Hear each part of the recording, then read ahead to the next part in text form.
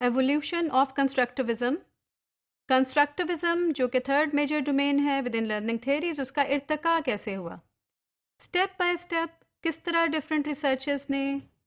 کس طرح different scholars نے، سائیکالوجسٹس نے، فلاسفرز نے اس میں کنٹریبیوٹ کیا. کیسے ان کا کام شاید جب انہوں نے اپنا نقطہ نظر، اپنی ریسرچ، اپنی فائنڈنگز کو دنیا کے سامنے پیش کیا، ہو سکتا ہے اس وقت ان کے ذہن میں ڈائریکٹ یہ لیبل یا یہ کیپشن کہ وہ ایک نیا ڈومین لرننگ کے اندر انٹروڈیوس کرا رہے ہیں جس کا نام کنسٹرکٹیوزم ہے، وہ اس طرح سے موجود نہیں ہو.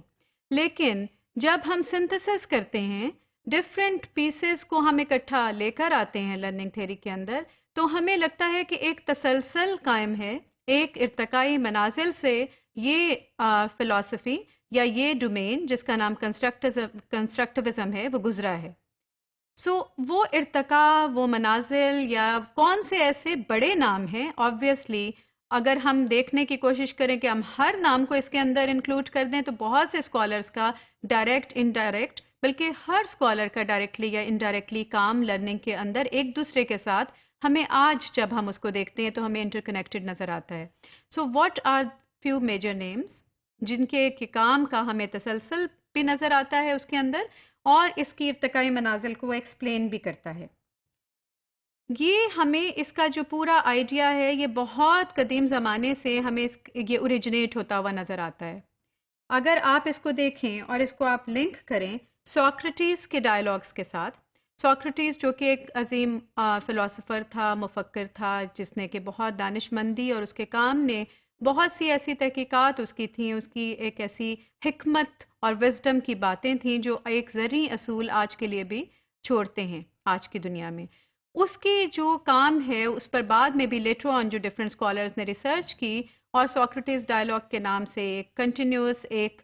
آپ کہیے کہ ایک ایسا ہمارے لیے معلومات کا ذخیرہ یا اصول کا ذخیرہ ڈیولپ ہوتا رہا جس پر مبنی بہت سے اور اسکالرس کا بھی کام یا اس کی طرح کا مور اور لیس پروز کا یا پوئٹری میں ڈفرینٹ طرح کے اور بھی کام موجود ہیں. علامہ اقبال کا شکوہ جواب شکوہ فار ایگزامپل، یا پھر ون سائیڈڈ ہونے کی صورت میں مختلف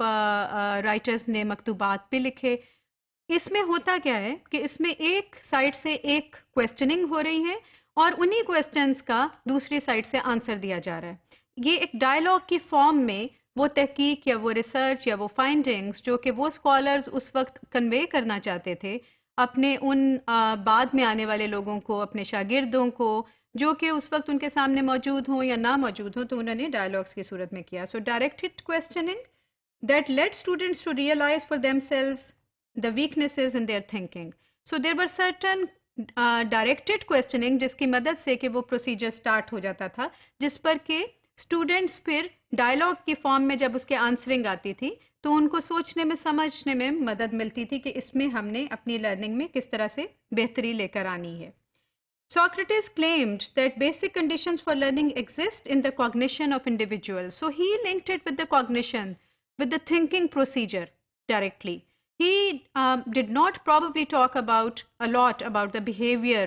observable behaviors within the student. He talked more about the cognition within students.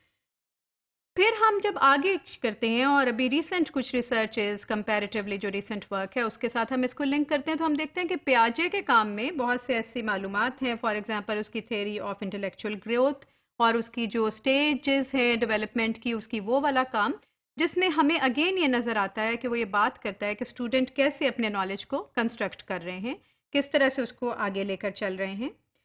Specifically پیاجے first emphasised the process of conceptual change کہ اس نے پہلے ایمفسائز کیا کہ پہلے آپ کی سوچ میں تبدیلی آتی ہے اور پھر اب جیسے جیسے سوچ میں تبدیلی آتی ہے نیا آپ کا معلومات کا ذخیرہ حاصل ہوتا جاتا ہے اور نیا نالج کنسٹرکٹ ہوتا جاتا ہے. پیاجے کے ساتھ ساتھ ریسنٹ ٹائمز میں جان ڈیوی کا کام بہت امپورٹنس کا حامل ہے جس نے کہ اسٹوڈنٹس کو بہت زیادہ اسٹوڈنٹ کے کام کو، ان کی فریڈم کو، ان کے انٹریکشن کو ایمفسائز کیا اور لرننگ بائی ڈوئنگ کا بھی کانسیپٹ ہمارے سامنے آنے لگا.